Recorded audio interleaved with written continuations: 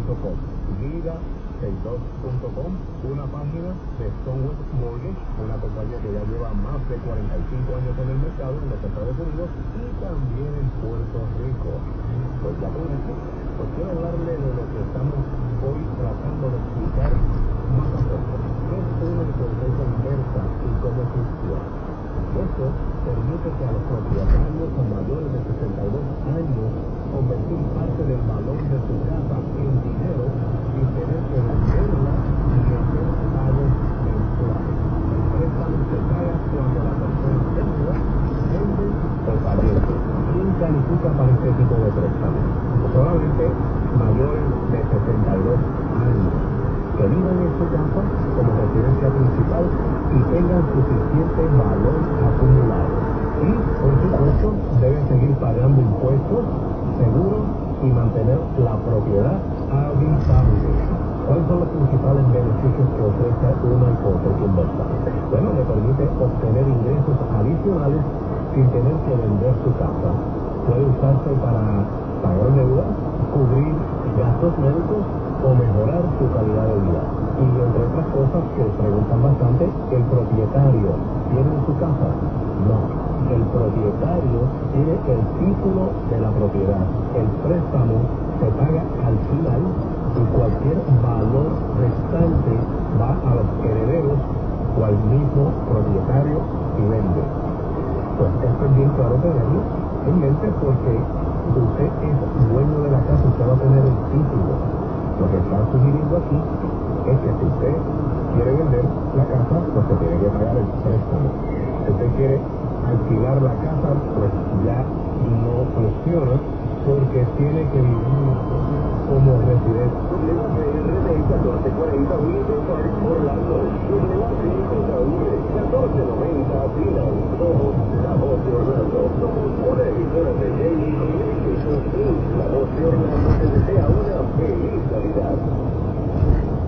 Alguna programación puede contener comentarios expresados que pertenecen a los locutores, invitados y participantes y no necesariamente reflejan la posición del Daily Communications Inc. Esto incluye plática, opiniones, segmentos de humor, sátira o parodia, los cuales no siempre deben tomarse como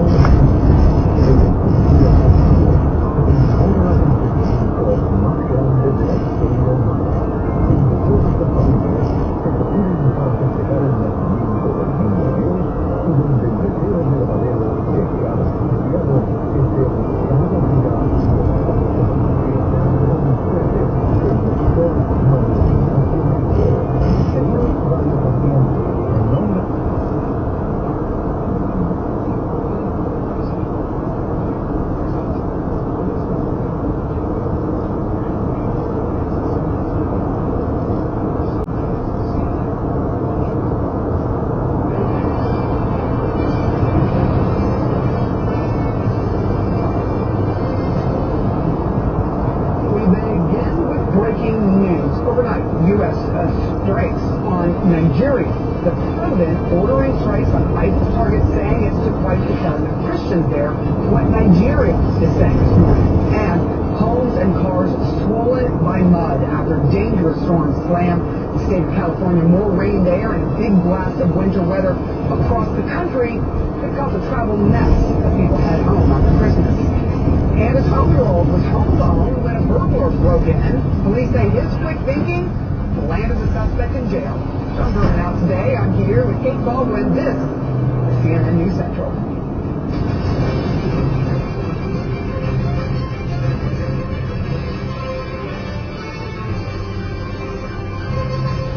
We are getting new details on our breaking news story this morning, coming in at this hour about the deadly strike operation that President Trump ordered on Islamic State terrorists in Nigeria. A U.S. official now tells CNN that the strikes included Tomahawk missiles fired from a Navy vessel that struck 2 ISIS camps. The U.S. military reports multiple ISIS terrorists were killed in the attack. And this comes after President Trump has warned for months that the United States could. ISIS has been targeting Christians in the region. The president writing this in part when announcing the strikes. I've previously warned these terrorists that if they did not stop the slaughtering of Christians, there would be hell to pay. And tonight, there was. The defense secretary also posting about the strike operation, writing that there was, quote, more to come. Nigeria confirmed the two countries coordinated and collaborated on the strike. Nigeria's foreign minister told CNN this morning that the attacks on civilians, they point out, both Christian and Muslim, is a wider regional problem. It's not a Nigerian problem. It's not a Christian-Muslim problem. It is a regional problem. But we're putting all of that aside. We accept that we need the support of other countries. CNN's Kevin Liptak is in West Palm Beach, Florida, where the president is spending the holiday. Kevin, what more are you learning and hearing from the White House about this operation, and what more to come maybe Pete Hegseth is talking about? Right. President Trump is describing these as perfect strikes. I'm told it was more than a dozen Tomahawk cruise missiles fired from that U.S. Navy vessel towards two ISIS camps in the northwest part of Nigeria, up there along the border with Niger. What U.S.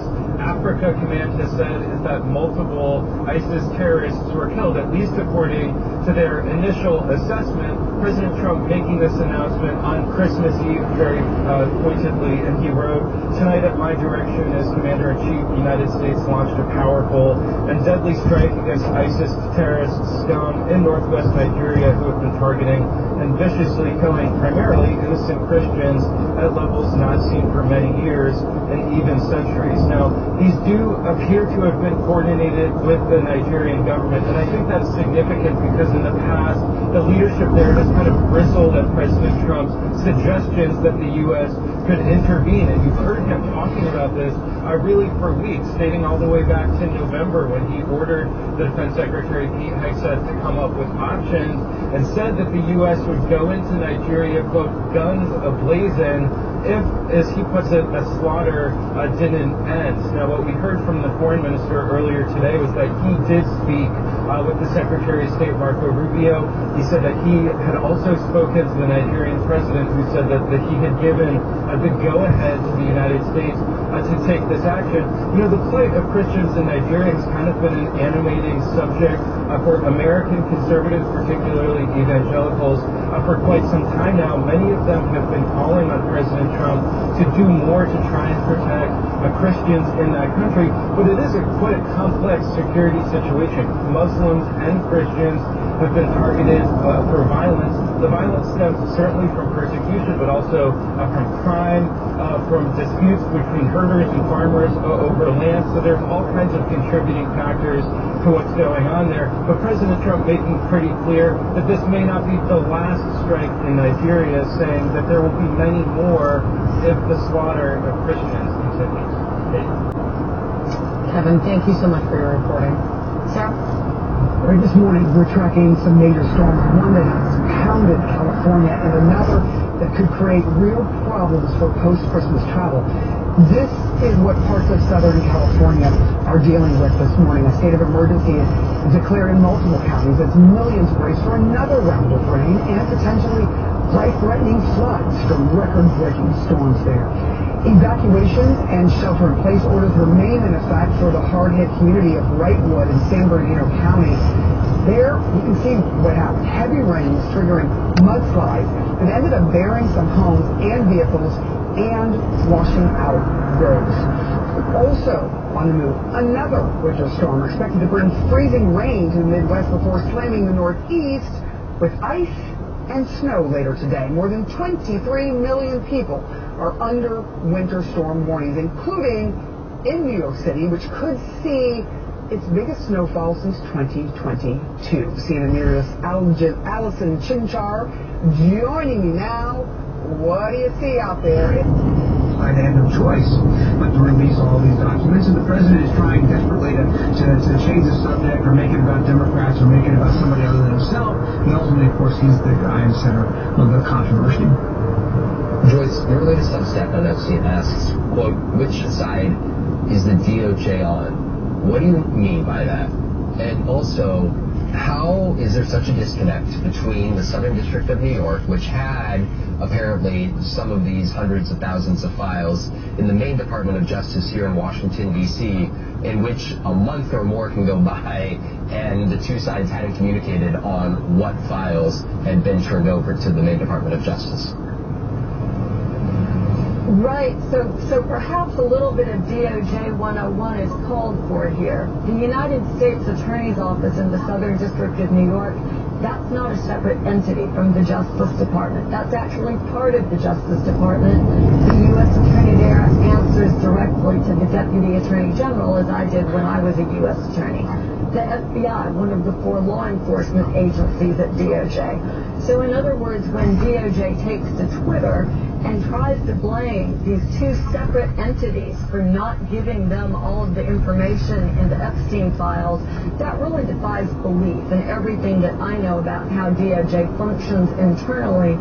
In fact, we've all seen the order that was issued for the SDNY to turn over its files to the Trump Justice Department shortly after Pam Bondi and the new administration took over. So this snaps more of an excuse than an explanation for what we've seen so far. And as for whose side DOJ is on, there's an unprecedented effort by this DOJ to protect the President of the United States.